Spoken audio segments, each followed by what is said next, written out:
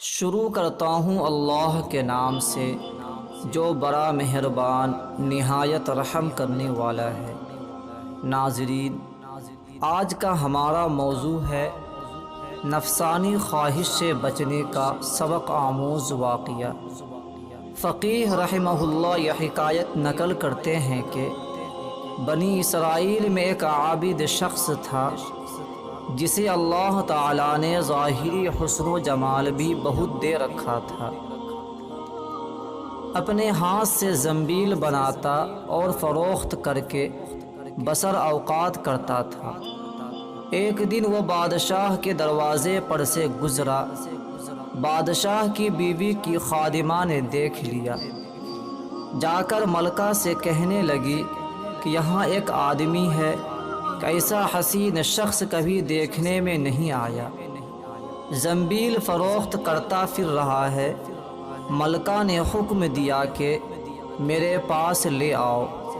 اسے لایا گیا تو بس دیکھتے ہی اس پہ فدا ہو گئی۔ کہنے لگی زنبیلیں رکھ دے اور یہ چادر سنبھال۔ باندی سے کہا کہ تیل اور خوشبو وغیرہ لا، ہم اس سے اپنی حاجت براری کریں گے۔ اور عابد سے کہنے لگی کہ اب تجھے زنبیلیں بیچنے کی ضرورت نہیں رہے گی۔ عابد بار بار انکار کرتا رہا۔ کہنے لگی کہ اگر تو یہ کام نہیں کرنا چاہتا تو اس کے بغیر یہاں سے باہر بھی نہیں جا سکتا، اور دروازے بند کرنے کا حکم دے دیا۔ عابد نے یہ حال دیکھا تو کہنے لگا، کیا تمہارے محل کے اوپر کوئی ضرورت کی جگہ ہے؟ کہنے لگی ہاں۔ باندی کو حکم دیا کہ اس کے لیے پانی وغیرہ اوپر لے جا۔ یہ اوپر چھت کے ایک کونے کی طرف گیا، دیکھا کہ محل بہت اونچا ہے، کوئی ایسی چیز نہیں جس کے ساتھ لٹک کر نیچے اتر جائے۔ آخر اپنے نفس کو خطاب اور عتاب کرنے لگا کہ تو 70 برس سے اپنے رب کریم کی رضا کی طلب میں لگا ہوا ہے، رات دن اسی حرص میں گزرتے ہیں۔ تجھ پر آج ایک ایسی شام آئی ہے جو تیری اس تمام محنت کو ضائع کر دے گی۔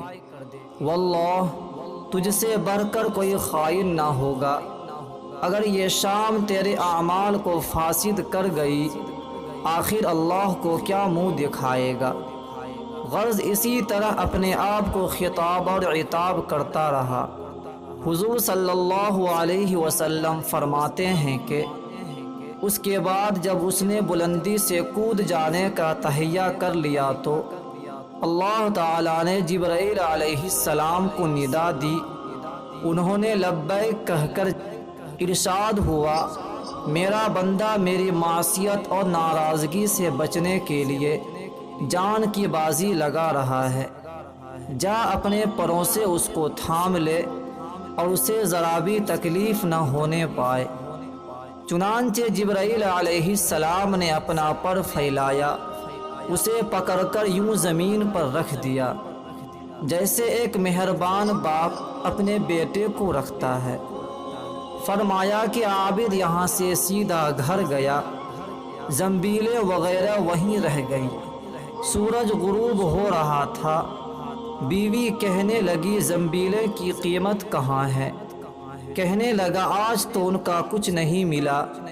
کہنے لگی تو آج رات افطار کس چیز سے کریں گے؟ کہنے لگا آج کی رات یوں ہی ذرا صبر سے کاٹ لیں گے۔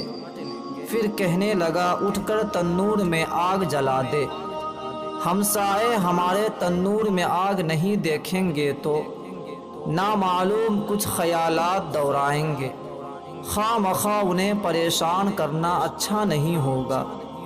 بیوی نے اٹھ کر تنور میں آگ جلا دی، خود واپس آ کر بیٹھ گئی۔ ایک پڑوسن آگ لینے کو آئی، پوچھا آگ ہے؟ جواب ملا آگے بڑھ کر تنور سے لے لو۔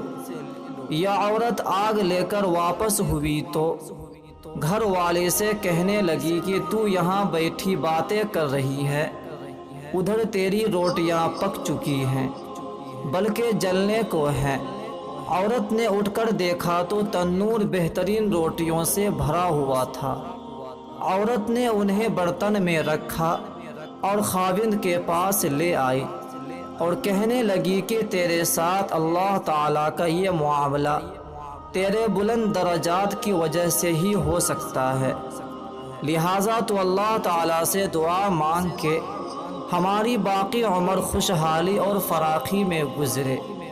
عابد کہنے لگا اسی حال پر صبر اچھا ہے، مگر عورت کا اصرار بڑھتا گیا، حتیٰ کہ عابد نے دعا کرنے کا وعدہ کر لیا۔ آدھی رات کو اٹھ کر نماز پڑھی اور اللہ تعالیٰ سے دعا مانگنے لگا کہ اللہ میری بیوی کا اصرار اور تقاضا یہ ہے کہ اس کو باقی عمر میں خوشحالی اور فراخی عطا فرما۔ اتنے میں چھت پھٹ گئی، یاقوت اور موتیوں سے بھری ہوئی تشتری نیچے آئی جس سے تمام گھر جگمگا اٹھے۔ عابد نے بیوی کا پاؤں دبایا جو قریب ہی سو رہی تھی اور کہا کہ اٹھ کر بیٹھ اور جو کچھ مانگتی تھی وہ سنبھال لے۔ عورت بیدار ہو کر کہنے لگی جلدی نہ کرو، اس مقصد کے لیے تو نے مجھے نہ ہی جگایا ہوتا، میں خواب دیکھ رہی تھی۔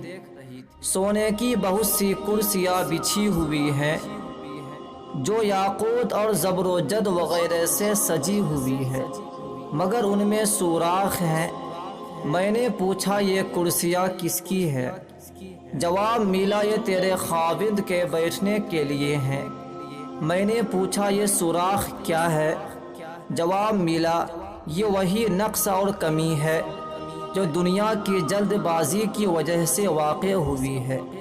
تو میں نے کہا کہ میں کسی ایسی چیز کی خواہش نہیں رکھتی جس سے تیری نشست گاہ میں نقص پیدا ہو، لہٰذا اپنے رب سے اسے واپس کرنے کی دعا کر لو۔ عابد نے دعا مانگی اور تشتری واپس ہو گئی۔